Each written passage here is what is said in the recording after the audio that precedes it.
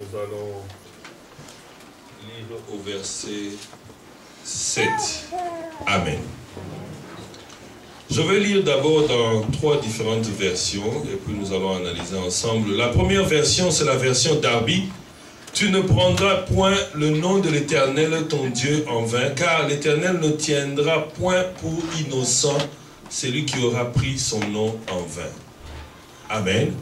Ça c'est Darby qui nous dit, et je vais dans Louis II. Louis II dit, tu ne prendras point le nom de l'Éternel ton Dieu en vain, car l'Éternel ne laissera point impuni celui qui prendra son nom en vain.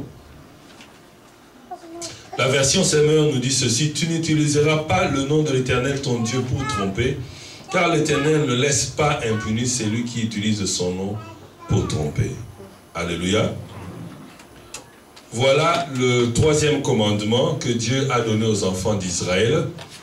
Et comme nous savons, les 10 commandements sont toujours d'actualité. Amen.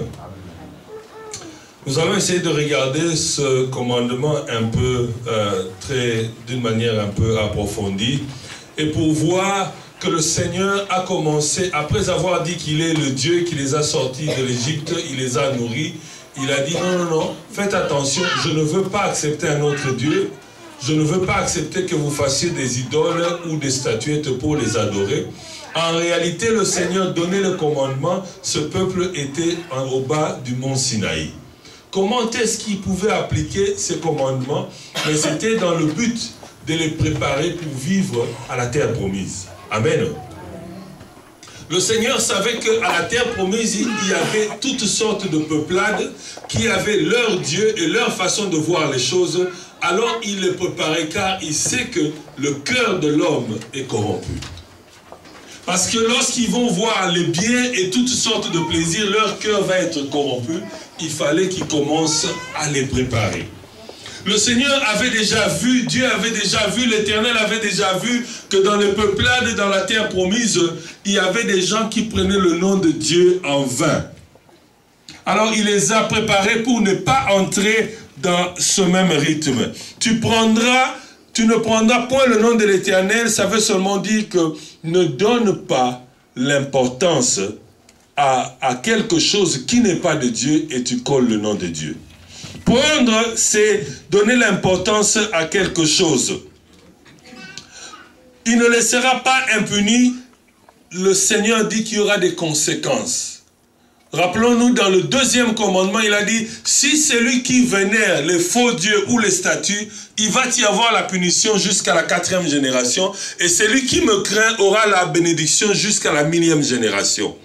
Alors si toi tu prends le nom de l'Éternel en vain, tu ne resteras pas impuni. Si dans ta vie tu n'es pas puni, mais quelqu'un dans ta descendance, suivant le 2e commandement, doit payer pour cela. Alléluia. Dans la version Semeur, on dit tu n'utiliseras pas. Utiliser, ça veut dire user avec l'objectif d'un bénéfice. Tu ne peux pas utiliser quelque chose pour te faire nuire toi-même ou te faire du mal.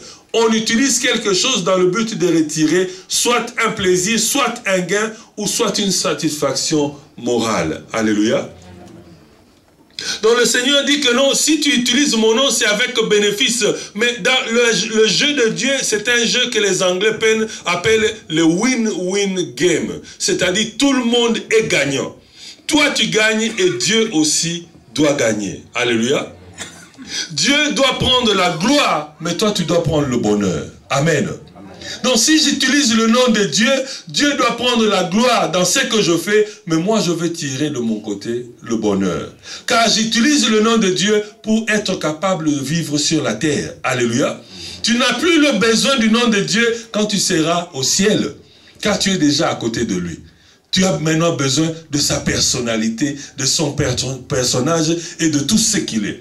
Le nom de Dieu est important lorsque nous sommes ici sur la terre. Amen. Alléluia. Amen. Donc nous utilisons le nom de Dieu dans un usage avec bénéfice, mais le bénéfice dans lequel nous devons entrer doit être un bénéfice positif qui rend gloire à Dieu. Mais si tu l'utilises en vain, tu entres dans un bénéfice négatif qui ne rend pas gloire à Dieu. Alléluia. Nous tous, nous utilisons le nom de Dieu, mais la façon dont nous l'utilisons ne rend pas nécessairement gloire à notre Dieu. Alléluia. Mais le Seigneur dit ce message parce que si nous remontons dans Exode 3, verset 14, nous voyons déjà 14, 15, l'Éternel a révélé le contenu de son nom. Il a fait une révélation au peuple d'Israël. C'est quoi son nom? Lisons dans Exode 3, verset 14. Il est écrit ceci dans Louis II. Dieu dit à Moïse, « Je suis celui qui suis. » Et il ajouta, « C'est ainsi que tu répondras aux enfants d'Israël. Celui qui s'appelle Je suis m'a envoyé vers vous. » Amen. Moïse ne connaissait pas le nom de Dieu. Lorsque le Seigneur lui dit, va, je t'envoie, va libérer mon peuple, il dit, mais qui es-tu? Quel est ton nom? Parce que là-bas, si je vais là-bas, on va me dire, non, Pharaon parle au nom de tel Dieu. La princesse parle au nom de Dieu Isis, au nom de toutes sortes de dieux qu'il y avait là-bas. Et Moïse dit, moi j'étais déjà habitué à plusieurs dieux, j'étais déjà habitué à toutes sortes de dieux, mais toi, qui es-tu? Alors le Seigneur lui a dit, mon nom, c'est Je suis. Alléluia. Il dit, mon nom, c'est Je suis. Je suis parce que moi, je suis au-dessus de tout. Je maîtrise le temps, je maîtrise les circonstances. Si tu viens avant que tu sois né, tu demandes aux gens qui étaient avec moi avant, comme Abraham, il va te dire, j'étais avec lui. Et Abraham disait, je suis. Si tu viens toi-même aujourd'hui, ou tu dis à tes enfants qui vont venir après toi, ils te diront aussi, Dieu sera avec nous. Alors à leur temps, ils vont dire, je suis.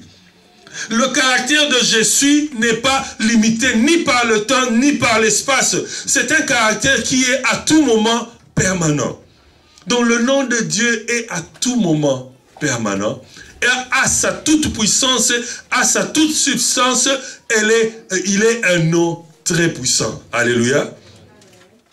Mais le Dieu que nous cherchons, c'est un Dieu qui dit que je suis, c'est-à-dire le matin, il est là, le soir, il est là, à midi, il est toujours là. Ce n'est pas un Dieu qu'on consulte seulement à midi, c'est un Dieu qui ne dort pas, qui se réveille, qui est éveillé à tout moment. Un homme appelé Élie a fait la démonstration de cela. Il a amené les prophètes de Baal et d'Astarté. Il a dit, si votre Dieu est vivant, nous allons nous tous réclamer que le Dieu puisse faire tomber le feu ici. Alléluia. Ils ont imploré leur Dieu, pendant des heures et des heures et des heures, et ce Dieu-là ne s'est jamais manifesté. Mais Élie était un homme formidable. Alléluia. Il sait que non, je veux faire appeler le nom de Dieu, mon Dieu, il est Je suis, donc il est là au présent. Mais pour bien faire les choses, il commence à prendre les pierres et il jette encore l'eau pour être sûr que si le feu tombe, l'eau normalement doit freiner le feu.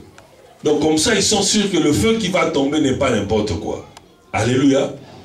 Et Élie a commencé à invoquer le nom de Dieu. Le Dieu Je suis s'est manifesté. Il n'a pas invoqué le nom de Dieu en vain. Il a invoqué le nom de Dieu dans un but qui donne gloire à Dieu et donne bonheur à lui. Alléluia.